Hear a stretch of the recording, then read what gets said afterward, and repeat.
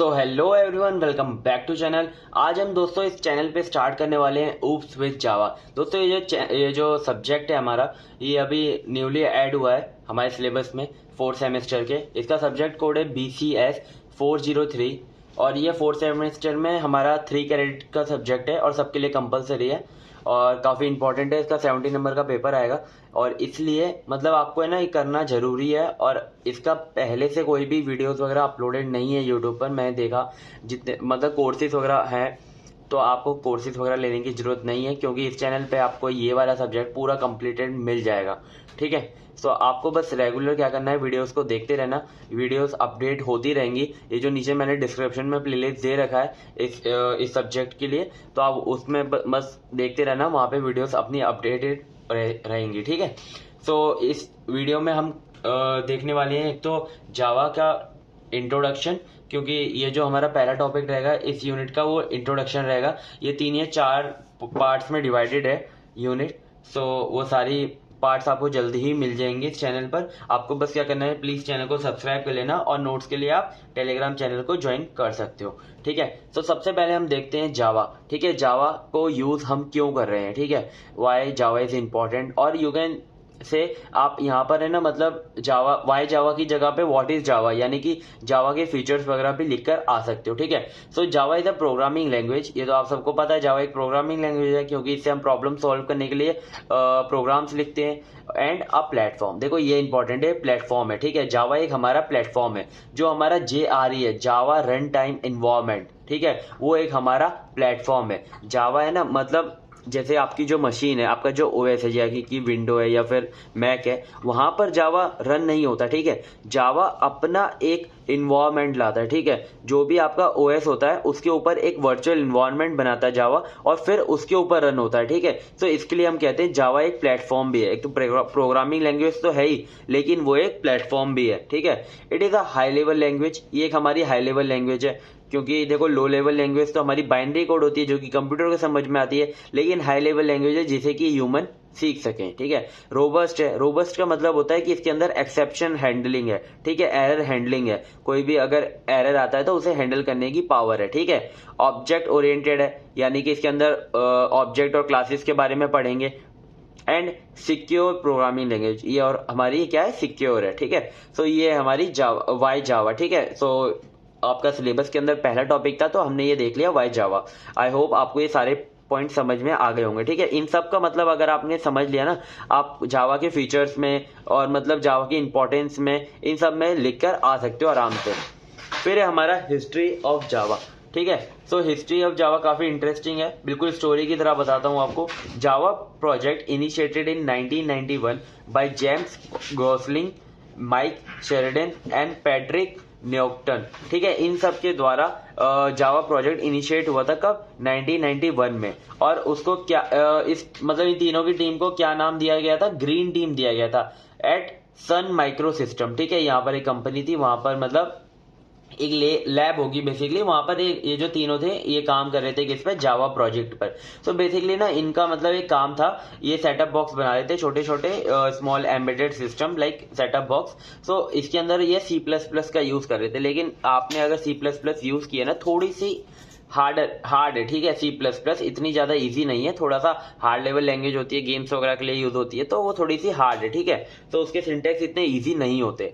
सो जावा को मतलब उन लोगों को ऐसा लगा कि थोड़ी सी C++ हार्ड है, कुछ ऐसा प्रोजेक्ट पे काम करते हैं जो कि एक लैंग्वेज हो और थोड़ी इजी हो, तो उन्होंने जावा का प्रोजेक्ट स्टार्ट किया था। ठीक है, so originally called green talk, इसे ग्रीन टॉक भी कहा जाता था, विद फाइल एक्सटेंशन .gt, और इसका फाइल एक्सटेंशन क्या होता था, GT। ठीक है, ग्रीन टॉक है ना, तो इस यहाँ से G, यहाँ से T ले लिया तो GT, यहाँ पे मतलब इन्हें फाइल एक्सटेंशन रखा उसका। फिर वो रीनेम्ड हुआ ऑक्स से। ठीक है, ऑक्स क्या था, ऑक्स एक सिंबल माना जाता था स्ट्रेंथ का। ठीक है, और एक ऑक्स हमारे क्या थे, नेशनल ट्री थे कुछ कंट्रीज के, जैसे कि USA, रशिया, इनके जो नेशनल ट्री होते हैं ना वो ऑक ट्री है। ठीक है, इनका जो नेशनल ट्री है वो क्या है, ऑक ट्री है। लेकिन बाद देखो इसको नाम तो दे दिया, पहले क्या दिया था, ग्रीन टॉक, फिर उसके बाद नाम दिया ऑक। और ऑक क्या था, एक नेशनल ट्री था किसका, कुछ कंट्रीज का, जैसे कि USA और रशिया, मैंने आपको बताया। सो फिर क्या हुआ, ऑक से भी इसे रीनेम किया गया जावा को।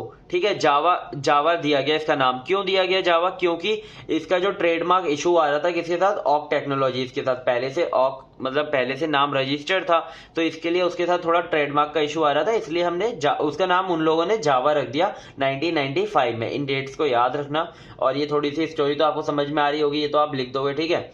Named after Java island. जावा का नाम कैसे पड़ा? जावा आइलैंड से पड़ा। इन इंडोनेशिया, जावा आइलैंड है इंडोनेशिया में, जहां पर दुनिया की पहली कॉफी प्रोड्यूस हुई थी, ठीक है। तो वहां पे आपने जावा का लोगो भी देखा होगा, तो वहां पे कॉफी कप होता है जिसमें मतलब कॉफी कप बना होता है ना, तो वो जावा का लोगो भी वहीं से आया था। Recognised by Time magazine as one of the 10 best products of 1995 के जो बेस्ट 10 प्रोडक्ट्स हैं उनमें रिकॉग्नाइज किया गया टाइम मैगजीन के द्वारा, ठीक है। सो ये थी हमारी जावा की हिस्ट्री। अगर जावा की हिस्ट्री आती है तो आप इसे लिख कर आ सकते हो और इसे डिटेल में भी लिख सकते हो, ठीक है। सो इतने मैंने पॉइंट वाइज लिख दिया जिससे कि ज़्यादा टाइम भी ना लगे और आपको जल्दी समझ में भी आ जाए। सो नेक्स्ट देखते हैं फीचर्स ऑफ जावा, ठीक है। मैंने यहाँ पे लिख दिया, अभी मैं आपको एक एक करके समझा देता हूँ। सबसे पहले तो ये सिंपल है क्योंकि इजी टू अंडरस्टैंड है, इजी टू लर्न है, ठीक है। और ऑब्जेक्ट ओरिएंटेड है, इसके अंदर ऑब्जेक्ट और क्लासेस की बातें होती हैं। रोबस्ट है, ये मैंने आपको बता दिया। प्लेटफॉर्म इंडिपेंडेंट है, यानी कि इसका जो कोड है आप मतलब प्लेटफॉर्म इंडिपेंडेंट है, अगर आपने एक मशीन पर कोड लिखा है तो दूसरी मशीन पर रन भी कर सकते हो उसे। सिक्योर्ड है, मल्टी थ्रेडेड है, इसके जो प्रोग्राम्स होते हैं चंक्स में डिवाइडेड होते हैं और मल्टीटास्किंग हो रहे होते हैं, मतलब कि एक टाइम पे कॉन्करेंटली जो प्रोग्राम्स हैं वो अलग अलग एक साथ रन हो रहे होते हैं, तो जिससे क्या होता है थोड़ा फास्ट होती है ये लैंग्वेज होती है। तो ये हमारे फीचर्स ऑफ जावा थे। अगर ये आते हैं तो आप इसे अच्छे से लिखकर आ सकते हो, ठीक है। सो अब है हमारा नेक्स्ट टॉपिक, ये थोड़ा इंपॉर्टेंट है क्योंकि हमारी जो सिलेबस है उसमें JVM और JRE दे रखा है लेकिन JDK नहीं दिया। लेकिन मैं आपको JDK बताऊंगा क्योंकि JDK इंपॉर्टेंट है। अगर आपको JDK नहीं समझ में आएगा तो आपको ये दोनों समझ में नहीं आएंगे, ठीक है। तो अगर आप हम JDK को लें पूरा, तो ऐसे एक डायग्राम के थ्रू अगर समझे तो JDK हमारा जावा डेवलपमेंट एक किट है, ठीक है। जैसे कि आपको अगर एप्लीकेशन बनानी है जावा के थ्रू तो आपको ये जावा डेवलपमेंट किट इंस्टॉल करनी होती है अपने सिस्टम के अंदर, ठीक है। तो उसी के अंदर का जो पार्ट होता है वो होता है एक तो ये होता है, इसके साथ कंपाइलर और डॉक सिस्टम ये सब आए होते हैं, और उसके साथ एक आया होता है JRE जिसका नाम होता है जावा रन टाइम इन्वायरमेंट, यही हमारे सिलेबस में। और जावा रन टाइम इन्वायरमेंट के अंदर होता है हमारा JVM, जावा वर्चुअल मशीन, ठीक है। अब मतलब ये डायग्राम बना के आना, कभी भी जैसे जावा इन्वायरमेंट पूछे या फिर JVM कुछ भी पूछे ना, तो आपको ये डायग्राम पता होना चाहिए। मैं ना मतलब यही प्रेफर करता हूँ, जितने भी सब्जेक्ट कवर कराता हूँ उसमें जितने भी फ्लो चार्ट डायग्राम ये सब होते हैं ना उनको बनवा देता हूँ, क्योंकि उससे क्या होता है नंबर इजीली गेन होते हैं। तो इसके लिए आपको ना डायग्राम जरूर बना के आना है। फिर हम देखते हैं JDK होता क्या है हमारा। JDK देखते हैं, it's a software development kit required to develop Java application. अगर आपको जावा एप्लीकेशन बनानी है तो आपको JDK इंस्टॉल करना पड़ेगा। इंक्लूड्स द JRE, इसके अंदर JRE होता है, एक इंटरप्रेटर होता है, एक कंपाइलर होता है and other tools needed for Java development, ठीक है। सो JDK is super set of JRE। हाँ, JDK सुपर सेट है किसका? JRE का, उसी के अंदर आता है JRE।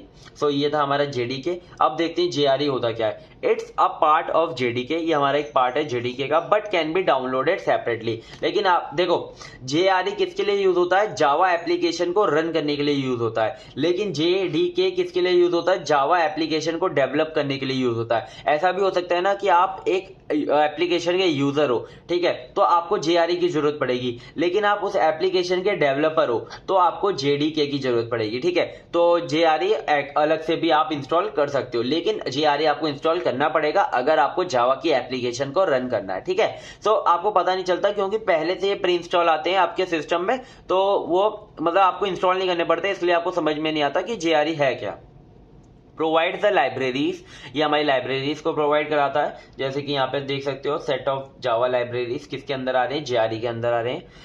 एक JVM प्रोवाइड कराता है आपका जावा वर्चुअल मशीन को and other component to run application, ठीक है। मेनली इसका वर्क क्या है कि एप्लीकेशन ये रन करा सके।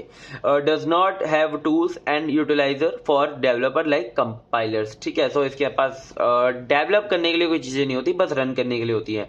अब हम देखते हैं JVM के बारे में, ठीक है। तो अब हमने JDK पढ़ लिया, JRE पढ़ लिया, अब हम पढ़ेंगे JVM, ठीक है। तो JVM क्या होता है? It's it is an abstract machine, ये एक हमारी एब्स्ट्रैक्ट मशीन होती है। जैसे कि मैंने आपको पहले बताया था कि जावा हमारा एक वर्चुअल सिस्टम, मतलब एक वर्चुअल मशीन जनरेट करता है ओएस के ऊपर, जिसपे हमारा जावा प्रोग्राम रन करता है। तो जेवीएम ही होता है जो कि हमारा वो बना रहा होता है, ठीक है। तो देखो जेवीएम हमारा क्या करेगा, ये ना पहली बात तो प्लेटफॉर्म डिपेंडेंट होता है। क्यों? क्योंकि ना ये मतलब इसका जो प्रोग्राम है ना उसी प्लेटफॉर्म पे चलेगा जहां पर ये जो जेआरई चल रहा होगा। ये नहीं कि आपका जेआरई अलग पे चल रहा है और ये अलग पे चलेगा, ठीक है, दोनों साथ में ही काम करेंगे। तो जैसे कि ये जावा का पूरा एक प्रोग्राम है, एप्लीकेशन है, ठीक है, जावा की पूरी एक एप्लीकेशन है, उसके अंदर अगर एक छोटा सा प्रोग्राम है तो जेवीएम क्या करेगा, उस प्रोग्राम को उस एप्लीकेशन से अलग करके उसे रन कर देगा, ठीक है। सो मतलब अलग अलग चंक्स में क्या होगा, आपका जो प्रोग्राम्स हैं वो अलग अलग डिवाइड होके रन हो जाएंगे। सो वो साथ में फिर क्या हो जाएंगे, एक एप्लीकेशन बन जाएगी। तो देख सकते, मतलब मैंने आपको इसका ओवरव्यू दे दिया। It is an abstract machine, it is an specification that provide run time environment in which Java bit code can be executed. ये देखो आपको बता देता हूं कि जैसे कि हमारा सी का जो प्रोग्राम होता है वो नेटिव कोड में कन्वर्ट होता है, लेकिन जो जावा का जो प्रोग्राम होता है वो बाइट कोड में कन्वर्ट होता है, ठीक है। तो बाइट कोड जो हमारा कहाँ पे रन होता है, ये रन टाइम इन्वायरमेंट पे रन होता है जेवीएम के थ्रू, ठीक है। So it is an platform dependent, ये हमारा प्लेटफॉर्म डिपेंडेंट होता है। तो JVM perform following operation, JVM हमारे कौन कौन से ऑपरेशन परफॉर्म करता है। सबसे पहले लोड्स कोड, कोड को लोड करता है, फिर वेरीफाई कोड, वेरीफाई चेक करता है, एग्जीक्यूट कोड, उसे एग्जीक्यूट करता है, प्रोवाइड रन टाइम इन्वायरमेंट, ठीक है। तो ये सारे ऑपरेशंस होते हैं, ये इंपॉर्टेंट है, इन्हें लिख कर आना। अब जेवीएम का आर्किटेक्चर देख लेते हैं। मुझे ऐसा लगता है, देखो पहले अभी तक पेपर तो इसका पिछले साल का मिलेगा नहीं, ठीक है, नया सब्जेक्ट ऐड हुआ है। तो जेवीएम का जो आर्किटेक्चर है ना ये इंपॉर्टेंट है, ये 10 नंबर में आ सकता है जेवीएम, ठीक है। तो मैं आपको ये बता देता हूँ, let understand the internal architecture of JVM. It consist contains, इसके अंदर हमारे कुछ ये पार्ट्स हैं, इन्हें देख लो। क्लास लोडर होता है, मेमोरी एरिया होता है, एग्जीक्यूशन इंजन होता है, नेटिव मेथड इंटरफेस होता है, और नेटिव मेथड इंटरफेस हो गया।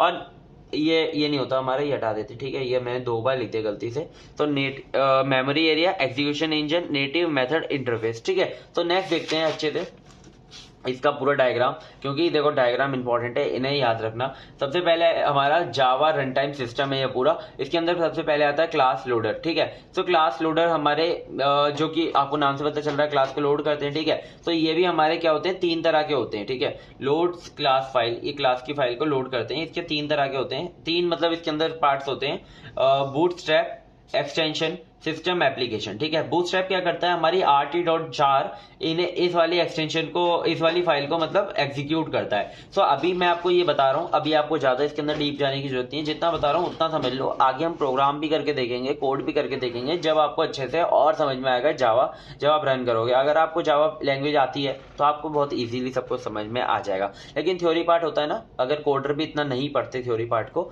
वो भी डायरेक्ट अपने काम से प्रोग्राम कर रहे होते हैं, लेकिन ये जो थ्योरी पार्ट है ना वो आपको यहीं पर समझ में आएगा। फिर हमारा एक्सटेंशन जो हमारी एक्सटेंशन फाइल्स होती हैं, लाइब्रेरीज होती हैं, उन्हें रन करा रहा होता है। और सिस्टम एप्लीकेशन, क्लास पाथ जो कि हमने क्लास पाथ डिसाइड करके वहां पे दिए होते हैं, उन प्रोग्राम्स को ये एग्जीक्यूट करते हैं, ठीक है। सो नेक्स्ट आता है हमारा मेमोरी एरिया। तो मेमोरी एरिया के अंदर हमारे सबसे पहले होता है क्लास एरिया। क्लास यहाँ पे मतलब मेमोरी एरिया में जो भी मेमोरी कैसे डिवाइडेड है, कैसे कैसे स्टोर है, ठीक है। सबसे पहला होता है क्लास एरिया। क्लास एरिया क्या करता है, स्टोर प्री क्लास स्ट्रक्चर्स, ठीक है, प्लीज प्री क्लास स्ट्रक्चर्स जो हम डिफाइंड होते हैं उन्हें स्टोर करके रखता है। फिर आता है हमारा पीसी हीप होता है। हीप हमारे ऑब्जेक्ट्स को स्टोर करता है। स्टैक हमारा वेरिएबल्स को स्टोर करता है, ठीक है। ये आपको पता होगा अगर आपने कोई भी लैंग्वेज पढ़ी है। तो हीप हमारा जो ऑब्जेक्ट मेमोरी होती है उन्हें स्टोर कर रहा होता है, और जो हमारा स्टैक होता है वो वेरिएबल्स को स्टोर कर रहा होता है, ठीक है। और फिर आता है हमारा PC register. PC register basically होता है हमारा program counter register. Program counter register अगर आपने मतलब मैं आपको बताता हूँ, प्रोग्राम काउंटर रजिस्टर सीओएम में हमने पढ़ा था ना, जो कि हमारी इंस्ट्रक्शन करंटली एग्जीक्यूट हो रही होती है उसका स्टोर कर रहा होता है एड्रेस, ठीक है। तो नेक्स्ट आता है नेटिव मेथड स्टैक्स, ठीक है। तो हमारी जो मेथड्स होती है नेटिव, जो कि एग्जीक्यूशन के टाइम पे करंटली एग्जीक्यूट हो रही होती है, उन्हें ये स्टोर कर रहा होता है, ठीक है। तो ये आपने देख लिया मेमोरी एरिया। ज्यादा डीप में पढ़ने की जरूरत नहीं है, बस आपको एक एक बार समझ लो, आप आराम से लिखाओगे, ठीक है, मुझे पता है।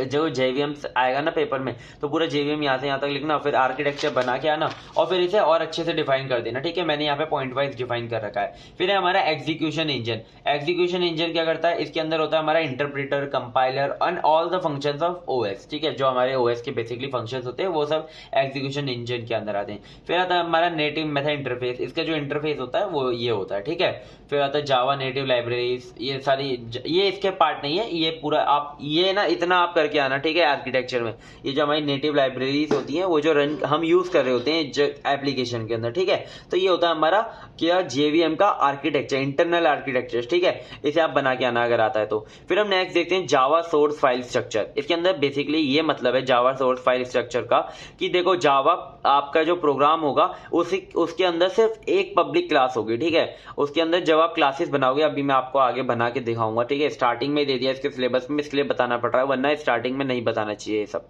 ठीक है, जब आपके अंदर जावा के देखो ऊप्स का कॉन्सेप्ट है, उसके अंदर क्लासेस और ऑब्जेक्ट्स बनेंगे, तो उसके अंदर क्या होती है, कुछ क्लासेस हम बनाते हैं। ठीक है, तो उसके अंदर जो पब्लिक क्लास होती है ना, वो सिर्फ एक होती है जावा प्रोग्राम के अंदर। ठीक है, और जो एक जावा प्रोग्राम के अंदर जो क्लास होगी, अगर उसके अंदर पब्लिक क्लास है, देखो एक से कम भी हो सकती है, ऐसा जरूरी नहीं है एक होनी ही चाहिए, लेकिन मैक्सिमम एक ही हो सकती है। ठीक है, मिनिमम नहीं हो सकती, ऐसा कुछ नहीं है, मैक्सिमम सिर्फ एक हो सकती है, और उसी फाइल के नाम से आपको प्रोग्राम को सेव करना पड़ेगा। ठीक है, अगर आपने उस क्लास के नाम से प्रोग्राम को सेव नहीं किया तो आपका कंपाइल टाइम एरर आ जाएगा। ठीक है, so it is used to describe that the Java source code file must follow a structure. The maximum number of classes that may be declare as a public in a Java program is 1। ठीक है, if a public class exist, अगर public class exist करती है आपके program में, the program name and the name of the public class must match for there to be no compile time error. ठीक है, तो वो दोनों नाम जो है मैच होनी चाहिए अगर आपको कंपाइल टाइम एरर नहीं चाहिए अपने प्रोग्राम के अंदर। ठीक है, तो ये बहुत इजी सा कॉन्सेप्ट है, ये समझ लेना। फिर है हमारा कंपाइलेशन एंड फंडामेंटल्स। ठीक है, सो फंडामेंटल्स जो है हमारे जावा के यही है, class, object, variables, method, control flow statement जो कि इफ एल्स होते हैं, और पैकेजेस। ठीक है, सो ये सारे हमारे इसी यूनिट के अंदर है, तो हम आगे अभी पढ़ेंगे। ठीक है, फिर है हमारा कंपाइलेशन। कंपाइलेशन क्या होता है, हमारा कंपाइलेशन प्रोसेस, कैसे आपकी जो जावा का प्रोग्राम है वो कैसे एग्जीक्यूट होता है, कैसे कंपाइल होता है, वो एक प्रोसेस है, उसे मैं आपको बताता हूँ। Right a code in text editor या और आईडी, जैसे कि आपने नोटपैड में लिख लिया प्रोग्राम, या फिर अपना वीएस कोड में लिख लिया, या फिर एलिप्स में लिख लिया, इसका जो मतलब अच्छा आईडी है। ठीक है, तो उसे क्या करो, सेव एज करो .java, इसका जो एक्सटेंशन होता है। फिर कंपाइल विद जेवेक, जेवेक हमारा एक उसका कंपाइलर है। ठीक है, उसके साथ उसका कंपाइल होगा वो। Generates dot class byte code, जैसे कि मैंने आपको बताया था बाइट कोड में कन्वर्ट होता है, उसमें ये फाइल जनरेट करेगा। And execute byte code with Java command. ठीक है, तो ऐसे होता है। फिर इसका जो ये वाला स्ट्रक्चर है, मैंने आपको बताया था डायग्राम बना के आना है। तो देखो जावा सोर्स प्रोग्राम है हमारे पास, ये जावा कंपाइलर के अंदर गया,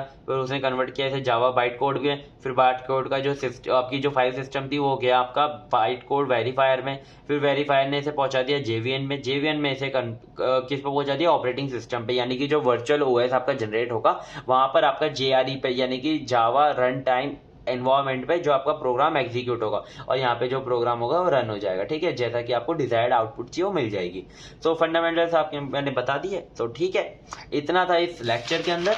तो देखते हैं किसी नेक्स्ट वीडियो में, यानी कि नेक्स्ट लेक्चर में मिलते हैं। ठीक है, अब तक आपको ये अगर कॉन्सेप्ट समझ में आ गए हैं तो जल्दी से कमेंट कर देना आपको वीडियो कैसी लगी, और अगर आपको नोट्स चाहिए तो या टेलीग्राम पे देख लेना, और प्लीज़ चैनल को सब्सक्राइब कर लो। और जितने भी सब्जेक्ट्स हैं आपके 4 सेम के इस चैनल पे आ जाएंगे, और जो और सेमेस्टर हैं आपके 6 सेमेस्टर वगैरह वो सारे आएंगे आपके किस पे, मल्टी एटम्स पर। ये हमारा मल्टी एटम्स प्लस है। ठीक है, तो हमारे 2 चैनल है, मल्टी एटम्स और मल्टी एटम्स प्लस। ठीक है, तो मिलते हैं किसी नेक्स्ट वीडियो में, तब तक के लिए बाय बाय।